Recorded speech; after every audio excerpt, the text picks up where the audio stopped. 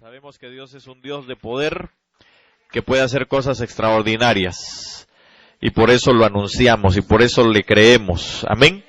Aunque nosotros somos débiles muchas veces, pero Él es fuerte. Amén. Así que en el nombre de Jesús proclamamos que algo grande está sucediendo en su vida.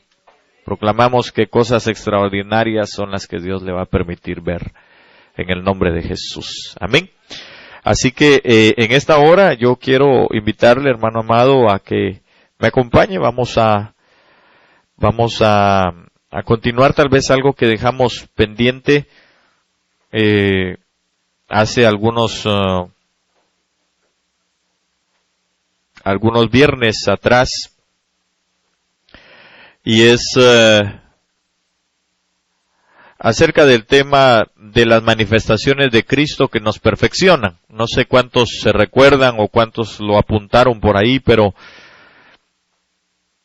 estábamos viendo cómo a través de las 7 iglesias que describe el libro de Apocalipsis, cómo Dios nos permite a nosotros ver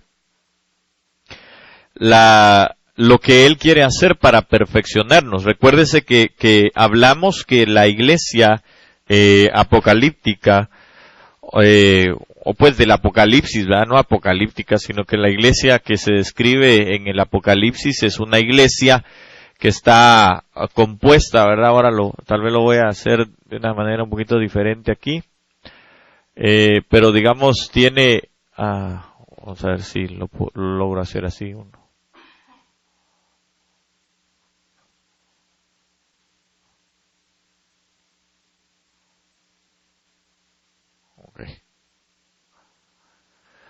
Ok, entonces todo esto es la iglesia.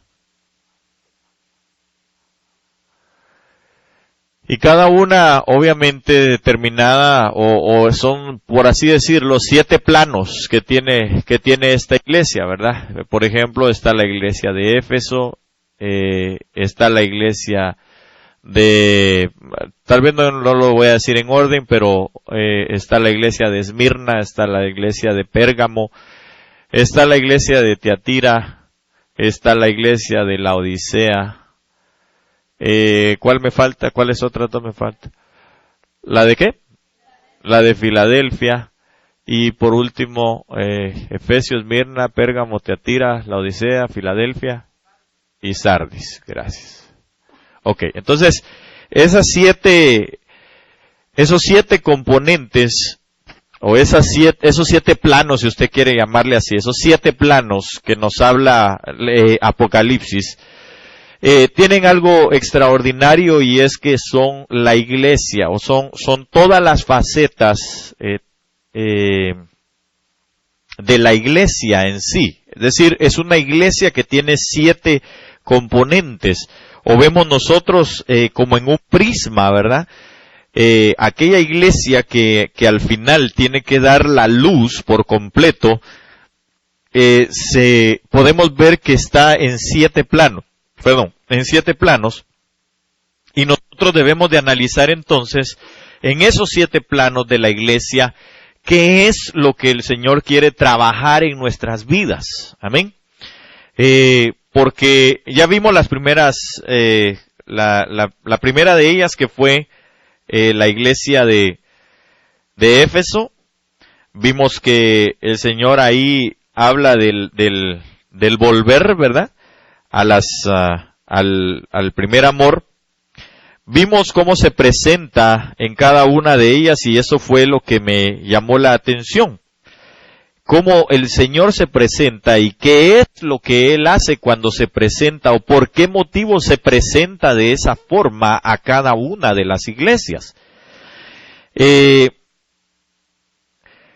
quedé entonces con la iglesia de Pérgamo, si no estoy mal, ¿verdad? No sé si la de Esmirna la tocamos, pero creo que sí, cuando hablamos del primero y el postrero, el que estuvo muerto y vivió. Entonces, hoy vamos a entrar en el verso 12, el capítulo 2, verso 12 del libro de Apocalipsis, si usted quiere ir allá conmigo, e inicia diciendo, y escribe al ángel de la iglesia en Pérgamo, ¿verdad? Ahora, dice que es el que tiene o se presenta como el que tiene la espada aguda de 2 filos.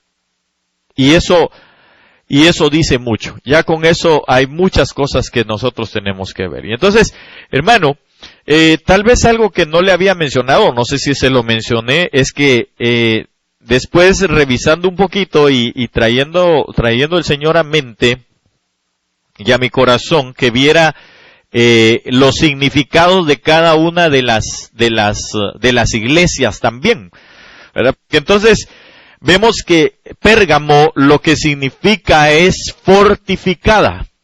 Eso es lo que significa esta iglesia de Pérgamo. Lo voy a poner quizá en otro color aquí y digamos significa fortificada. Fortificada. O si quiere lo hago aquí más grande, ¿verdad? Porque si no, no se ve. Fortificada. Ok. Entonces, esa iglesia, que significa, que está fortificada, la iglesia de Pérgamo, el Señor le habla y me llama mucho la atención porque es a la que se le presenta como la espada aguda de 2 filos. Entonces, si usted se da cuenta, es interesante que en nuestras vidas, hermano, hay muchas cosas que las tenemos como ciudades fortificadas. Cuando hablamos de que tenemos ciudades fortificadas, estoy hablando que hay cosas en nuestra vida, hermano amado, que a nosotros, cuando llegamos a ese tema, a esa parte de nuestra vida, nos enconchamos. Y decimos, no, ahí sí de plano ahí sí no, ¿verdad? No, con eso no, a ese punto yo sí, no me gusta entrar a ese punto. Puede ser, qué sé yo, pues póngale usted lo que usted quiera, ¿verdad? A las mentiras, al chisme, a la fornicación, al adulterio, a cuántas otras cosas, ¿verdad? A la pornografía, al orgullo, a la vanidad y a tantas otras cosas, pues, ¿verdad? Que existen en nosotros. Y cuando la palabra llega a nuestras vidas, nosotros nos damos cuenta que tenemos un lugar fortificado. ¿Por qué digo esto? Porque sencillamente, hermano, nosotros no permitimos que entre aquello. Tal vez oímos una predicación, ¿verdad? Y decimos amén, gloria a Dios y aleluya, y sí tiene razón, pero seguimos teniendo la misma situación. Seguimos teniendo, hermano, el mismo, una y otra vez, ese tope en nosotros, eso que no nos deja avanzar en la vida cristiana. A veces nosotros, hermano, escuchamos predicaciones de diferentes ministros, hermano, y cada vez que se llega al punto donde nosotros, hermano, no permitimos que esa palabra llegue, es porque tenemos una ciudad fortificada.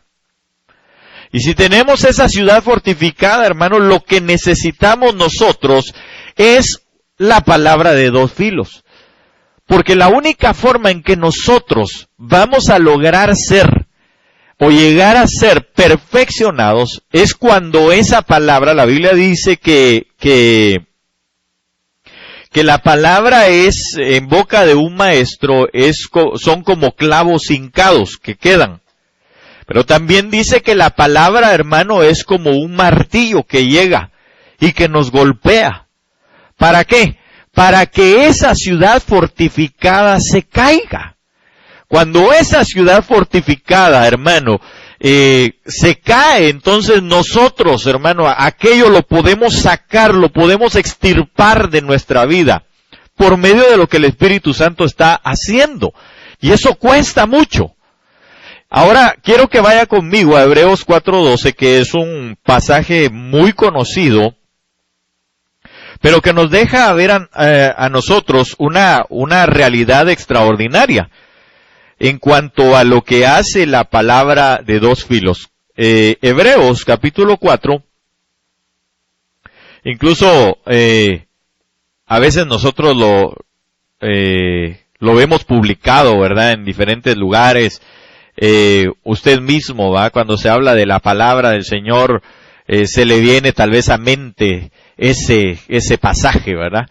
Lo dice la palabra, porque la palabra de Dios es viva y eficaz, y más cortante que toda espada de dos filos, y penetra hasta partir el alma y el espíritu, las coyunturas y los tuétanos, discierne los pensamientos y las intenciones del corazón, y no hay cosa creada que no sea manifiesta en su presencia.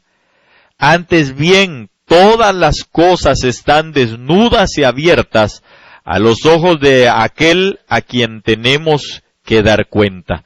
Ok, entonces, démonos cuenta nosotros, hermano, qué es lo que hace la palabra del Señor. Analícenlo conmigo. Porque esto es lo que nos va a llevar a la perfección. Esto es lo que nos va, recuérdense que lo que estamos viendo nosotros son esos procesos de perfección. Amén.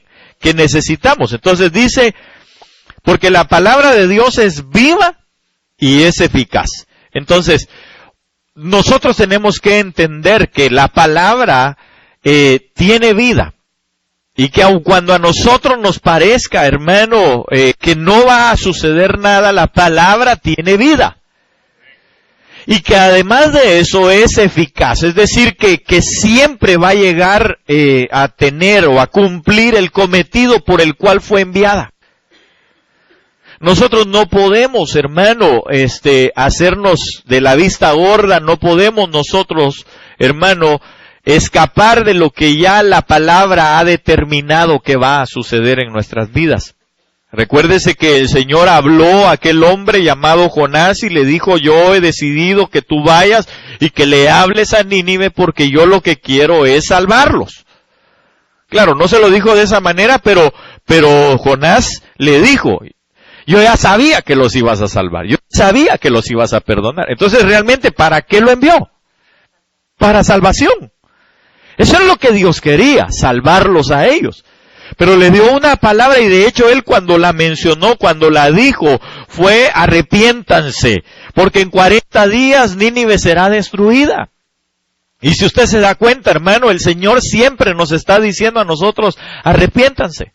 Arrepiéntanse de su mala manera en que viven. Arrepiéntanse de esas cosas que no los dejan avanzar aún más. Y entonces la espada está continuamente, mire, de dos filos, continuamente nos está diciendo, voy a hacer algo en ti, te voy a dar vida, te guste o no te guste, te voy a dar vida, voy a hacer, es eficiente, es eficaz, la palabra del Señor jamás regresará vacía, jamás regresará vacía. Porque si usted y yo, hermano, estamos buscando en nuestra vida ser quebrantados de esas áreas fortificadas, si usted le ha dicho al Señor, Señor, yo quiero llegar al nivel de perfección, porque yo pregunto ahora, tal vez ahí sí quisiera que usted se contestara a sí mismo, ¿es acaso su deseo llegar a ser perfecto? Porque la Biblia declara que nosotros, hermano, si fuimos dejados para alcanzar esa perfección. De hecho, el Señor Jesús lo dijo, sed perfectos como vuestro Padre que está en los cielos es perfecto. Entonces, Él nos delegó, nos dejó, hermano, estipulado que debemos de alcanzar esa perfección en Él. Pero no se puede alcanzar si nosotros, hermano, no nos sometemos a la palabra, que es la que nos corta, que es la que es mucho más penetrante que una espada aún de dos filos. Quiere decir que tiene mucho más poder, mucha más potencia. Entonces dice que es viva, que es eficaz, que tiene mucho más poder, pero dice que penetra hasta partir el alma y el espíritu. Y eso es bien interesante. ¿Por qué, hermano? Porque cuando nosotros nos damos a la tarea de ver un poquitito, y yo lo voy a poner así. Estas son, digamos, el alma y el espíritu. Y entonces dice la palabra del Señor que la espada penetra aquí y parte y divide el alma y el espíritu. Ahora, si usted se da cuenta, hermano, aquí y por medio de la palabra nosotros vamos a ver que antes de que lleguemos al Señor Jesucristo hay algo que se llama conciencia.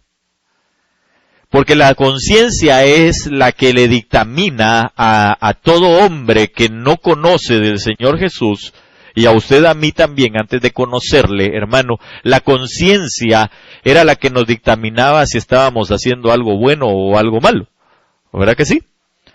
Usted, aunque no reconociera al Señor Jesucristo, sabía que las cosas que estaba haciendo no estaban bien hechas. Lo único es que no tenía a bien arrepentirse y dejarlas de hacer. Si ahora, teniendo al Señor Jesucristo, nos cuesta dejarlas de hacer, entonces imagina usted cuánto más antes, ¿verdad? Ok, entonces, pero esta parte de nuestra vida, hermano, sigue estando. Nuestras conciencias siguen estando. Y fíjese que la Biblia dice que a algunos, hermano, ya tienen una conciencia cauterizada. ¿Sí sabe usted cuál es ese término? ¿Qué significa eso de cauterizado? ¿Verdad? Que ya está quemado, que ya no siente, que ya no puede penetrar absolutamente nada. Sin embargo, la Biblia dice que es como una espada que llega, hermano, y penetra en ese lugar, en la conciencia de nosotros. ¿Para qué?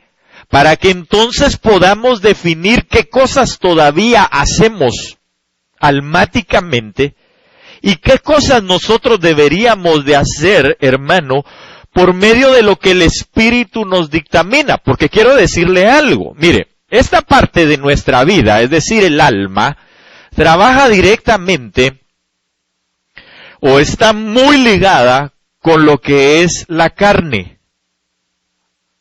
Cuando hablamos de la carne, estamos hablando de nuestra voluntad, más nuestra masa corpórea, pues. Es decir, el alma muchas veces, y de hecho aquí en el alma usted ve que se encierran, hermano, todos los deseos carnales.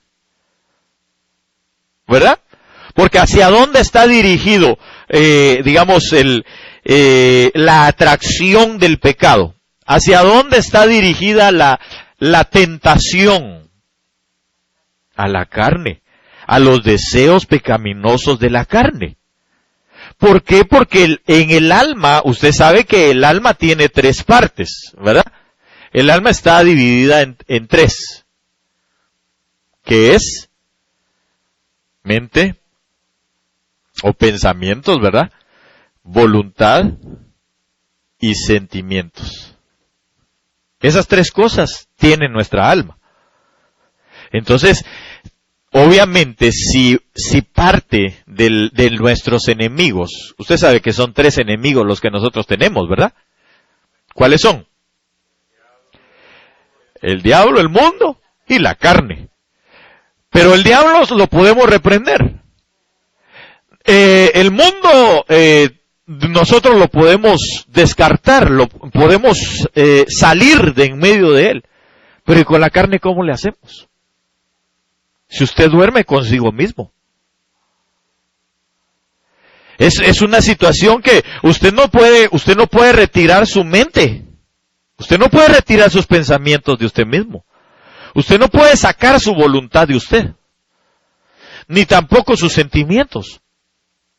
Porque entonces estaríamos hablando de un zombie. ¿Verdad? O alguien robotizado.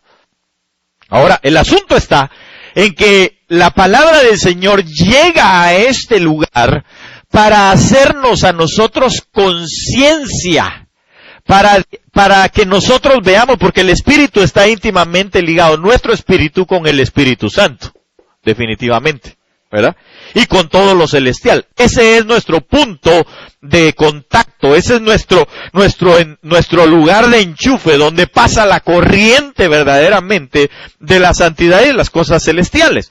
Las percibimos en el momento en que nuestro espíritu es vivificado una vez más. Entonces, cuando llega la palabra del Señor, hermano, lo que va a dictaminar en nosotros, lo que nos va a enseñar para que podamos derribar esas murallas, esos lugares fortificados y alcancemos, hermano, una vida en perfección con el Señor, es que nos va a empezar a decir, estas cosas son de tu carne. Estas cosas las estás haciendo conforme lo que tú piensas, conforme lo que tú sientes, aunado con tu voluntad. Mire, por ejemplo, el Señor Jesús llegan con Él y le dicen, antes de decirle lo que le tengo que decir, usted sabe y hablamos en estos días que habían tres personas allá en Betania que el Señor Jesús buscaba, ¿verdad? Marta, María y Lázaro. Dice que el Señor buscaba llegar a su casa. Él los amaba y llegaba a la casa de ellos. Y cada uno de ellos también representa, de alguna manera, lo que está en nuestra alma. Pero voy a esto. Llegaron con el Señor Jesús y le dijeron, Lázaro, que es tu amigo, porque él así los consideraba, sus amigos, está enfermo. Le pregunta a usted como amigo de Lázaro, ¿usted qué hubiera hecho? Como amigo. Usted. Yo creo que en ese momento nosotros, hermanos, decimos, bueno, pues vámonos, vamos a ver a Lázaro, a ver qué es lo que pasa. Sabiendo el Señor que tenía el poder para sanarlo de su enfermedad. Pero sin embargo, el Señor Jesús no agarró camino para allá, sino que se quedó ahí unos días más. Y hermano, yo creo que tal vez en el pensamiento, incluso de los mismos apóstoles, ha de haber pasado ¿y por qué no va? Ya le dijo que está enfermo. Esperemos que se tome su buen té o algo para que se aliviane. Pero después de eso, le mandaron a avisar al Señor nuevamente. Y le dijeron, ya ni vengas. Ya se murió. Pero oiga bien, tampoco en ese momento salió el Señor y se fue. Claro, en el pensamiento de cualquiera hubiera sido, pues ni modo, ya se murió, de haber dicho el Señor, pues ya se murió, ya no voy. Pero él agarró camino, aún después. Porque cuando llegó a Betania, dice que ya tenía 3 días de haberse muerto, cumpliendo el 4. Y entonces, usted sabe todo lo que sucedió, salió Marta, después mandó a llamar a María, y resucitó a Lázaro. Pero démonos cuenta de algo, hermano, que el Señor Jesús actuó en perfección. ¿Por qué? Porque en Él estaba, Él mismo es la palabra, ¿no? En Él entonces estaba dictaminado por el Padre, que en ese momento, en su mente, en su voluntad y en sus sentimientos, tenía que esperarse. No podía salir en ese momento. No podía salir en ese momento. No debía de hacerlo. Y entonces lo que hace la palabra del Señor en nosotros, hermano, es que nos determina, nos instruye, nos enseña y nos dice, no resuelvas esto así. No hagas esto con tus sentimientos. Tienes que hacer esto según lo que la palabra y lo que el Espíritu te está dictaminando. Por eso muchas veces nosotros fracasamos, no muchas veces, demasiadas veces fracasamos porque nos dejamos llevar por nuestra alma. Aun cuando la palabra nos está hablando, lo que hacemos es que tenemos, y una de las partes más terriblemente fortificadas en nuestra vida, hermano, es esto: la voluntad, y la mente, y los sentimientos, es decir, nuestra alma. ¿Sabe por qué? Porque nosotros queremos hacer lo que nuestra voluntad nos dictamina. Y por eso muchas veces somos arrebatados y decimos, no, ya, hasta aquí. Yo voy a hacer eso, aunque no les parezca. ¿Sabe por qué? Porque tenemos una ciudad fortificada que no nos está permitiendo rendirnos delante del Señor. Y por eso es necesaria la palabra. Cuando la palabra viene y a usted lo incomoda, hermano, el hecho de que el pastor esté diciendo tal o cual situación, cuando usted escucha una predicación y de repente, bueno, sí, está bonita, pero esto no me gustó. ¿Sabe por qué? Porque tenemos partes de nuestra vida que están fortificadas. Porque la palabra está entrando. Por eso dice ahí que como el Señor se presenta a ese lugar ¿de qué es? De Pérgamo, ¿verdad? Sí. A la iglesia de Pérgamo es como el que tiene una espada de 2 filos. La palabra que necesita. Hay pueblo que necesita, o hay momentos en el pueblo que se necesita una palabra que llegue hasta lo profundo. Aunque moleste, aunque incomode, aunque no me guste. Y es más, aunque usted diga, de plano algo le contaron. O tal vez aunque usted diga, otra vez vuelve la burra al trigo. Corre y va de nuevo, con lo mismo. Pero es que la palabra de 2 filos está entrando. Está entrando y nos está dictaminando, eso lo estás haciendo según tu voluntad, no según el Espíritu. Eso lo estás haciendo según tu mente, según tus pensamientos, según tus sentimientos, y no según lo que el Espíritu te está dictaminando que hagas, no según la palabra. Entonces necesitamos una espada de doble filo que nos venga a decir a nosotros qué tenemos que hacer y en el momento en el que lo tenemos que hacer. Mire, yo conocí a un hermano, trabajé con él, el hermano Alberto Baeza, y él perdió su brazo derecho, hace mucho tiempo. Y fue la manera como llegó al Señor. Pero cada vez que él contaba su testimonio, no sé si tal vez alguien tuvo la oportunidad de escucharlo, pero hermano, era algo impresionante. ¿Por qué? Porque el Señor ya le había hablado en más de una ocasión. El Señor ya le había hablado que deseaba que se arrepintiera y que volviera, que tomara una decisión de estar en sus caminos. Y dice él que a él siempre le gustó el fútbol. Muchísimo. Y ese día que le habían dicho, le habían hablado, incluso él dice que llegando ahí a ese lugar donde iban a jugar, todavía el Señor le habló. Para no hacerle larga la historia, sencillamente en una de las jugadas él se tira como portero y se pega en el poste del lugar y pues se quiebra el brazo, ¿verdad? Se quebró el brazo, pero pues cualquiera podría decir, bueno, pues el brazo no habría problema si solo estaba quebrado. El asunto está en que se va, lo enyesan, se lo dejan, lo mandan a casa. ¿Y cuál fue la situación? Que de repente él se empezó a ver que algo no estaba bien. Y fue al hospital. Y cuando llega al hospital le habían dejado el yeso demasiado apretado. Y le dio una gangrena gaseosa.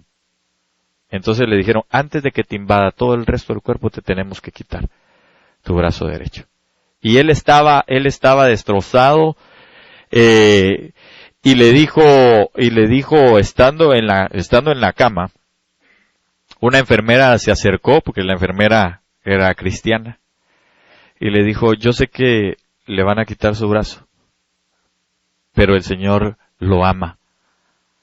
Aún así sin su brazo, no se lo vayan a quitar. Y entonces ella le dijo, pero ¿sabe qué? El Señor le quiere hablar en esta hora. Y él le dijo que no, que la rechazó. Y entonces le dijo, muy bien, ¿sabe qué? Tal vez no me quiera oír ahorita, pero le voy a dejar este Nuevo Testamento. Y se lo dejó ahí, encima, aquí, de su vientre. Y entonces dice que él pensaba qué voy a hacer, cómo le voy a hacer, cómo voy a subsistir. Usted sabe, ¿verdad? Todas las preguntas, porque me imagino que pudieran haber pasado por su mente y por su corazón y todo, ¿verdad? Un hombre sin una mano, pues, qué esperanzas pudiera haber tenido, ¿verdad? Como tal, muchacho, joven. Y entonces, él vio, no recuerdo exactamente bien, pero el resumen de todo es que al final le dijo al Señor, si tú realmente existes, háblame. Y entonces dice que se despertó en medio de su somnolencia, agarró el Nuevo Testamento y lo abrió. Y lo abrió en la parte donde dice la palabra, mejor te es entrar sin tu ojo derecho al cielo que completo al infierno. Y dice, y es mejor cortar tu brazo derecho. Y el brazo que le cortaron fue el derecho. Y entrar al cielo, que todo tu cuerpo ser echado al infierno. Y ahí se entregó al Señor. Pero mire a los extremos que la gente misma se arriesga por tener un lugar fortificado en su vida. Yo no sé cuánto nosotros realmente queremos, hermanos, ser limpios, pero yo le aconsejo, sinceramente, yo le aconsejo que cuando la palabra llegue a su vida, mejor rindámonos. Porque si el Señor tiene un propósito con usted en su vida, hasta que lo consiga lo va a dejar. No, es más, no lo va a dejar, sino que lo va a utilizar. Hay gente que la mandan a dar paseos al Seol, como a Jonás. O sea, nosotros, hermano, no permitamos tener lugares fortificados en nuestra vida. Si el Señor ya te dijo que te arrepientas de algo, arrepiéntete. Arrepintámonos y dobleguémonos delante de su palabra. No menospreciemos su palabra. Es parte del perfeccionamiento que nosotros debemos de llegar a alcanzar. Y como quiera, va a llegar hasta lo profundo de nuestro ser. Partiendo el alma, el espíritu, las coyunturas y los tuétanos. En los tuétanos es en el lugar donde se forma la vida, según científicamente hablando. Entonces quiere decir que la palabra nos habla, hermano, desde a muchos, desde el vientre. Ya los habían conocido. Desde el vientre ya los habían formado, ya los habían hecho, ya los habían determinado. La Biblia lo dice.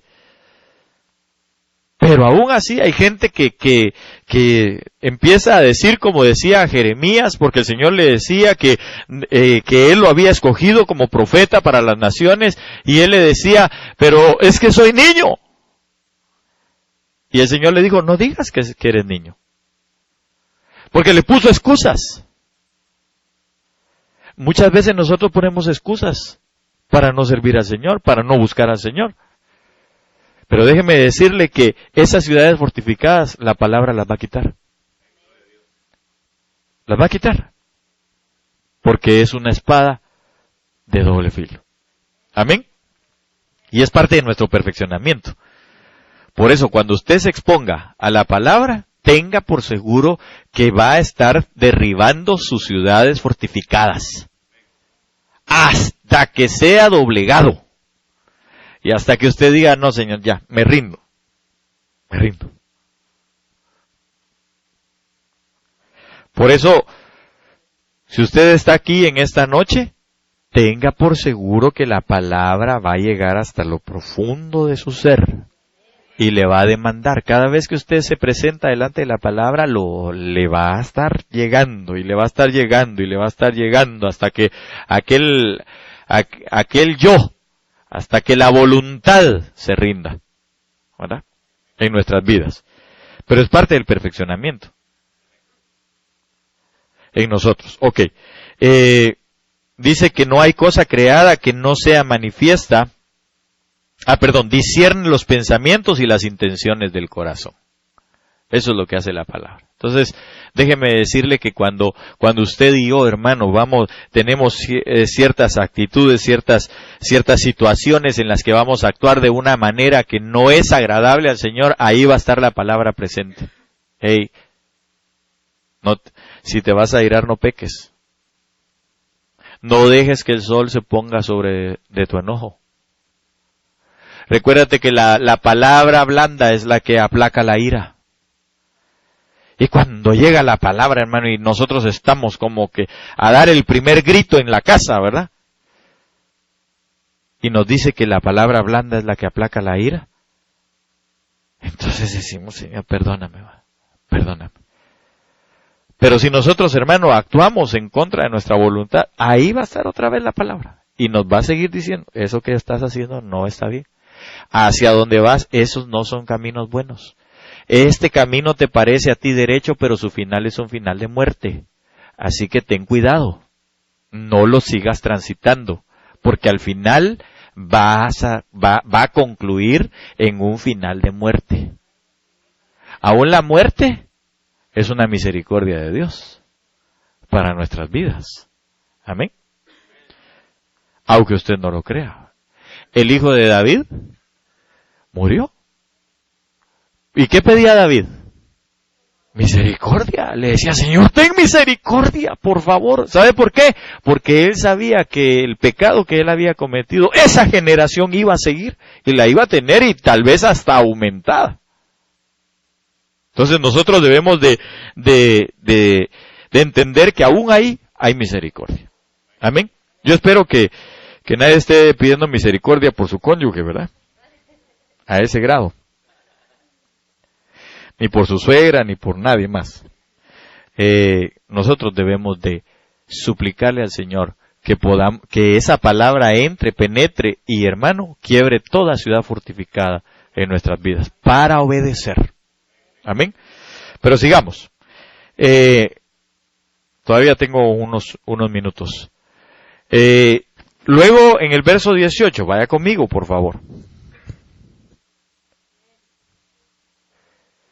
2:18 de Apocalipsis. Ahí escribe al ángel de la iglesia en Tiatira o Tiatira. La palabra Tiatira o Tiatira lo que significa es, aquí se lo voy a poner en este lugar. Significa olor de aflicción.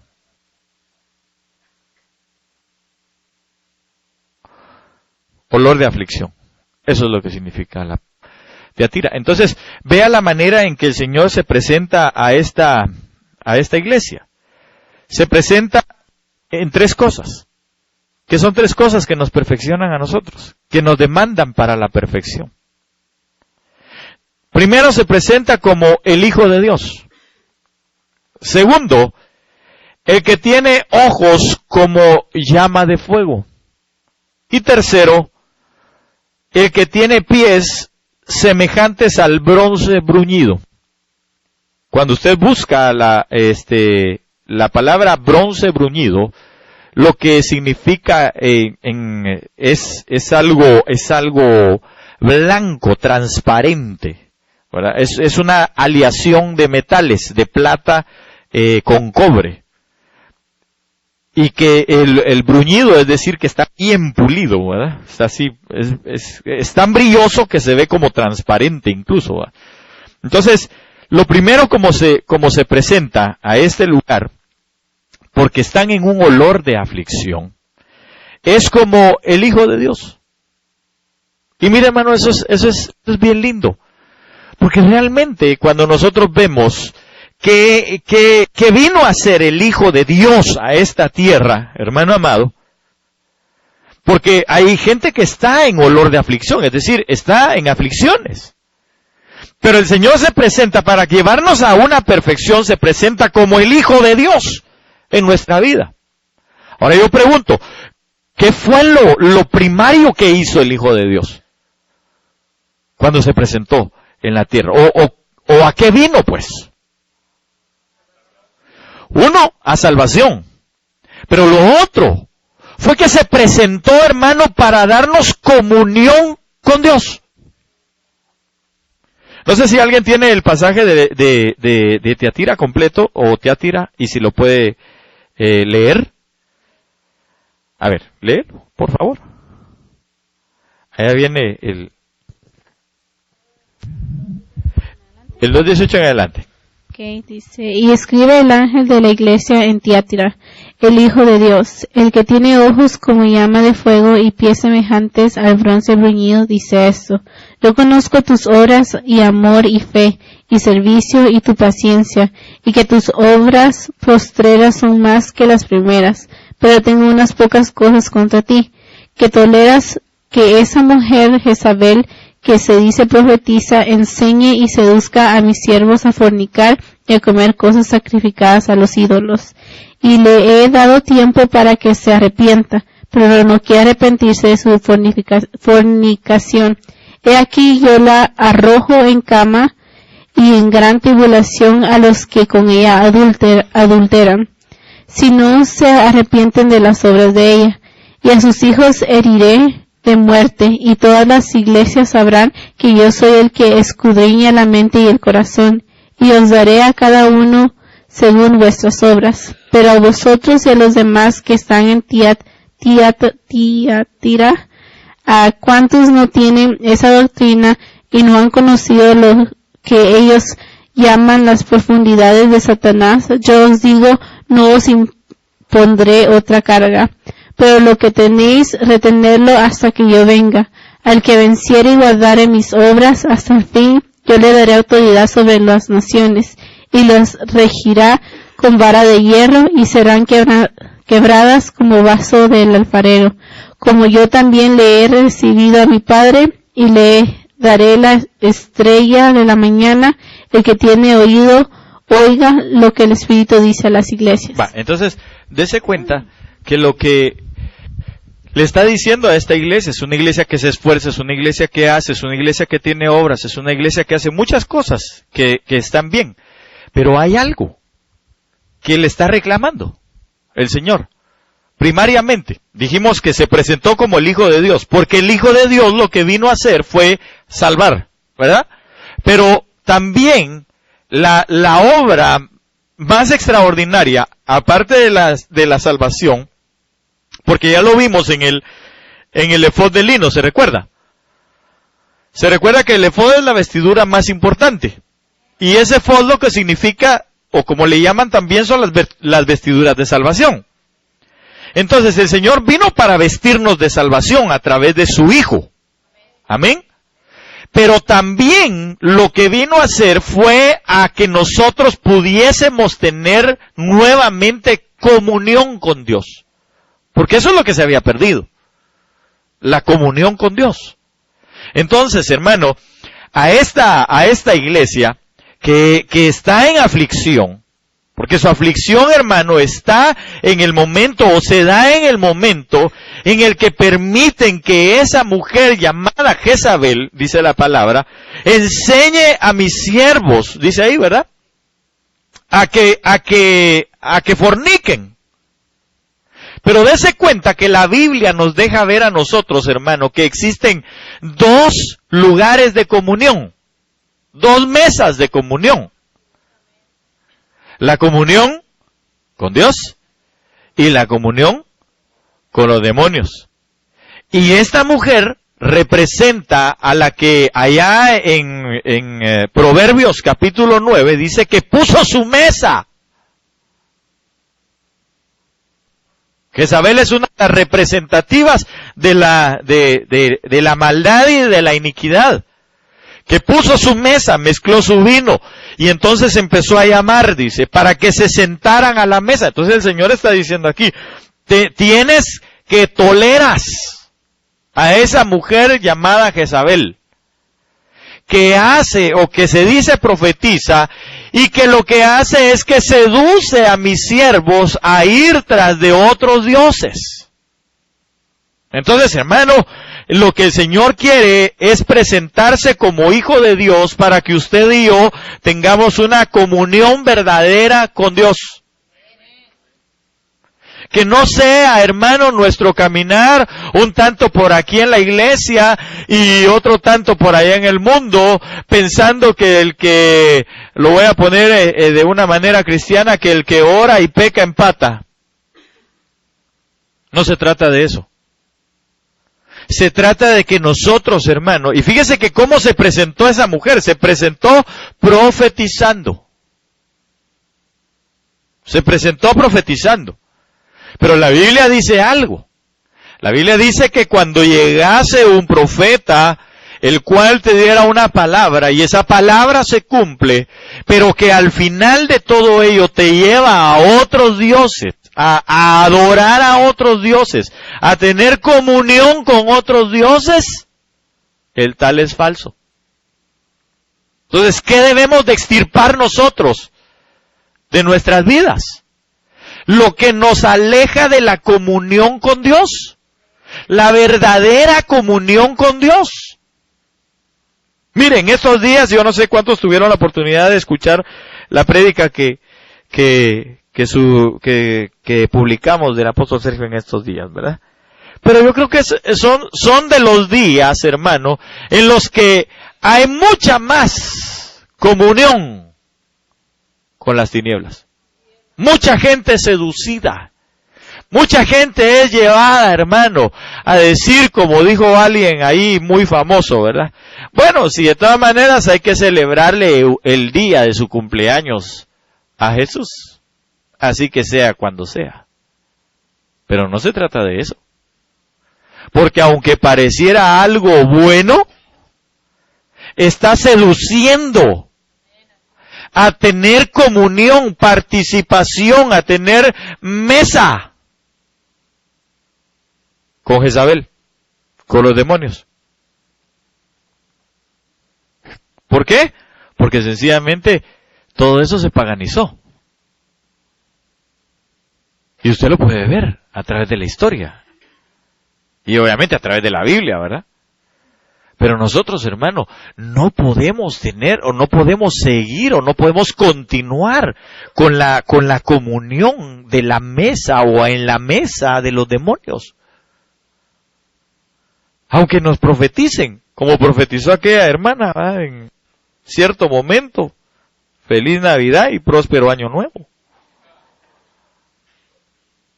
Perdón, pero nosotros no podemos paganizarnos. Nosotros tenemos que sacar todas esas cosas de nuestras vidas.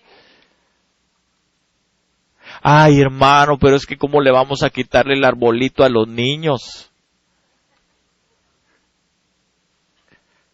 ¿Sabe qué? Está fornicando. Porque ¿qué hace Jezabel? Si dice que son falsos o mentirosos o no. Entonces quiere decir que lo que están poniendo o de lo que se está participando es de una mentira para con nuestros hijos. ¿Por qué no les hablamos la verdad? Bueno, ¿por qué no nos hablamos nosotros la verdad? ¿Por qué no decimos, no? Nosotros no debemos, lo que la Biblia nos enseña a nosotros es esto. Y déjeme decirle que por eso muchas veces está en aflicción. ¿Por qué? Porque se participa de la comunión con otra mesa. Cuando habla de que seduce para fornicar, hermano, la fornicación desde lo físico hasta la fornicación de lo interior. Con otras cosas que nos seducen. No nos dejemos seducir. Porque se nos presenta todo, mire, muy bonito. Pero al final nos lleva a adorar, a participar con otros dioses. Pero hermano, pero si mire, tantos cristianos que lo hacen. ¿Y usted se llama Vicente o qué?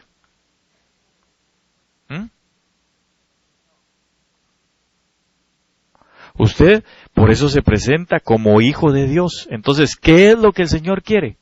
Que nosotros entonces tomemos la figura del Hijo de Dios. Y como Hijo de Dios, Él dijo algo: yo no hablo de mí mismo, ni hago cosas que mi Padre no diga que yo haga. Entonces, pregunto yo, si no estamos haciendo las cosas que el Padre dice, entonces estamos haciendo lo que alguien más dice, ¿no? Así que debemos entonces de entender que para que se quite nuestro olor de aflicción o nuestras aflicciones, lo que tenemos que hacer es ver al Hijo de Dios e imitar al Hijo de Dios. Y eso fue lo que el apóstol Pablo dijo: imítenme a mí en lo que yo imito a Cristo. ¿Para qué? Para que no haya aflicción en nuestras vidas. Pero ya cuando después de que no les enseñamos la verdad a los nuestros, hermano, y vienen allá con un sinnúmero de situaciones, nosotros decimos: ay, hermano, ore por mi esposo, ore por mi esposa, ore por nuestros hijos. Miren estos días también que estaba portado mi esposo y otra vez agarró la jarra. ¿No será que porque nosotros, hermano amado, todavía nos falta tener la imagen de Cristo? Y no dejarnos seducir por otras cosas. Si viera que solo fuimos con nuestros vecinos que nos invitaron, hermano, y nos dijeron que nos iban a dar ponche, pero no nos dijeron que tenía piquete. Y de ahí agarró furia.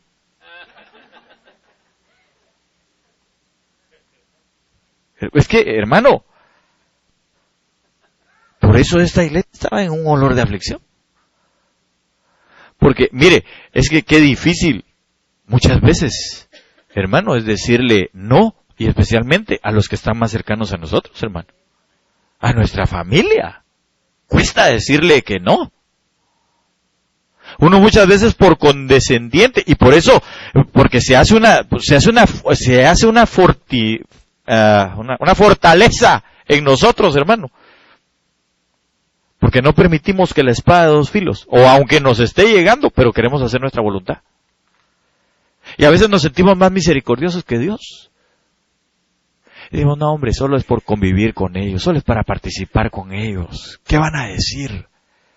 Pues que digan lo que quieran.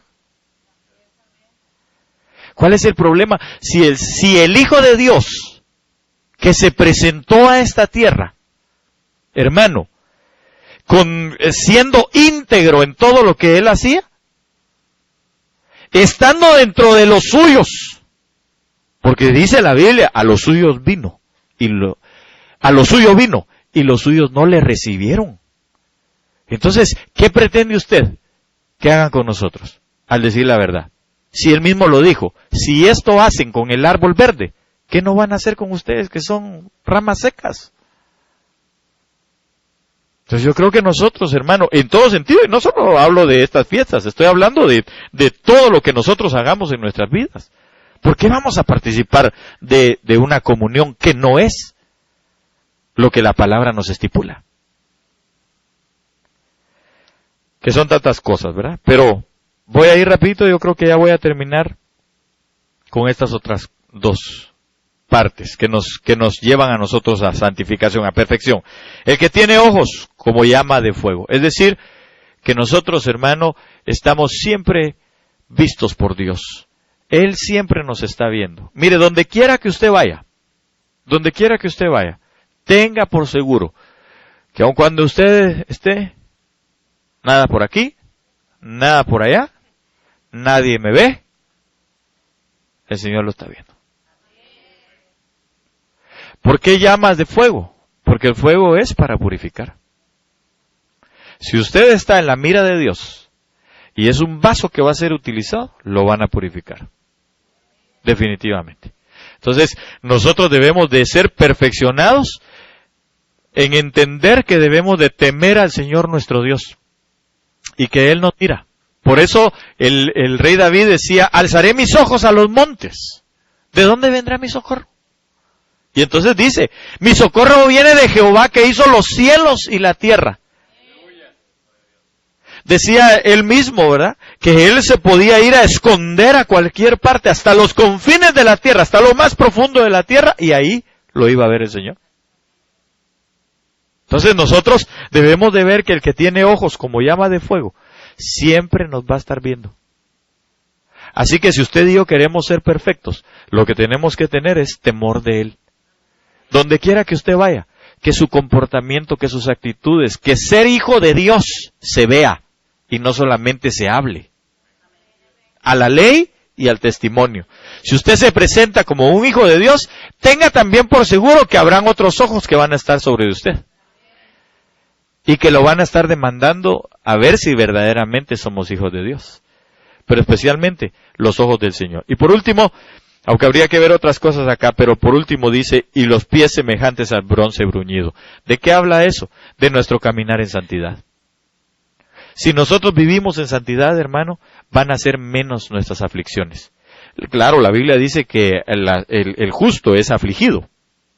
Pero que nosotros, hermano, en medio de esa aflicción que pueda venir, nosotros, hermano, vamos a tener un caminar de santidad. Y es lo que debemos de buscar. ¿Por qué se presenta el Señor con sus pies de bronce bruñido? Porque eso representa la santidad con la que el Señor camina todo el tiempo. Así que si usted es hijo de Dios, tenga por seguro que siempre nos va a estar viendo el Señor a nosotros en lo que hacemos, en lo que desarrollamos, cómo nos comportamos, las cosas que hablamos, pero que al mismo tiempo va a estar diciendo, limpia tus pies, lava tus pies, mantente en santidad, no hagas lo que los demás hacen, porque tú eres mi hijo. Amén. Y entonces nuestra aflicción, hermano, va a ser quitada y no vamos a tener ya más comunión con la mesa de los demonios, sino con la mesa de Dios. Amén. Por eso dice, al final, cuando déjeme leerle nada más este pedazo, que dice, pero tengo, vamos a ver,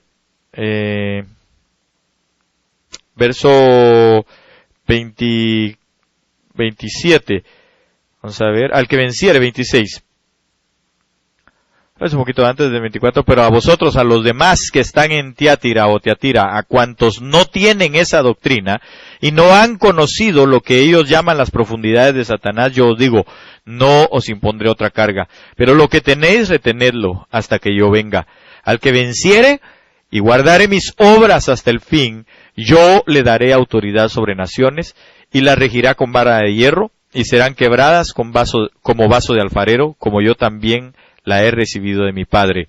Y le daré la estrella de la mañana, que es el mismo, y el que tiene oído, oiga lo que el Espíritu dice a las iglesias. Así que, si usted y yo somos perfectos en nuestro caminar y retenemos las cosas que el Señor nos ha dado, hermano, nos van a dar de la estrella de la mañana, es decir, de su gracia, de su poder, de su luz, por supuesto, y también que nosotros podamos regir a otros. Amén. En el nombre de Jesús, póngase de pie en esta hora y yo quiero decirle, estos son estadios, son lugares que nosotros tenemos que pasar para ser perfeccionados. Son las manifestaciones que Cristo hace a nuestras vidas de tal manera que nos demandan a nosotros. Así que si Él es el que se ha presentado con una espada de doble filo, el que te está hablando, el que nos está hablando continuamente, el que nos dice, toma ejemplo de mí como hijo de Dios, lava tus pies continuamente, y por eso le lavó los pies a los discípulos, porque era lo último que faltaba, su caminar. El Señor hoy está aquí para hablarte una vez más y decirte, deja tus caminos, tus malos caminos. No sigas por ese camino que te está conduciendo a la muerte. Pero también te está diciendo, sé un hijo como Él. Un hijo agradable, un hijo que buscó ser agradable delante del Padre. Un hijo que crecía en gracia delante de los ojos de Dios y de los hombres, y también en sabiduría. El Señor hoy nos está hablando y nos declara a nosotros que Él nos ve. Donde quiera que vayamos, Él nos está viendo. Sus ojos están puestos sobre nosotros, sobre los justos de la tierra, dice la palabra. Y si tú y yo hemos sido justificados en Cristo Jesús, ten por seguro que los ojos que purifican de Dios están sobre nosotros, para purificarnos, para santificarnos. Porque si algo quiere el Señor es que nosotros seamos vencedores, que lleguemos a la perfección de su Hijo y a tener un caminar limpio en nuestras vidas. En el nombre poderoso de Jesús. Hermano, arrepintámonos. Si nuestras manifestaciones delante de Dios no han sido como las manifestaciones de Cristo, que son perfectas, de las cuales debemos de aprender, busquémoslas.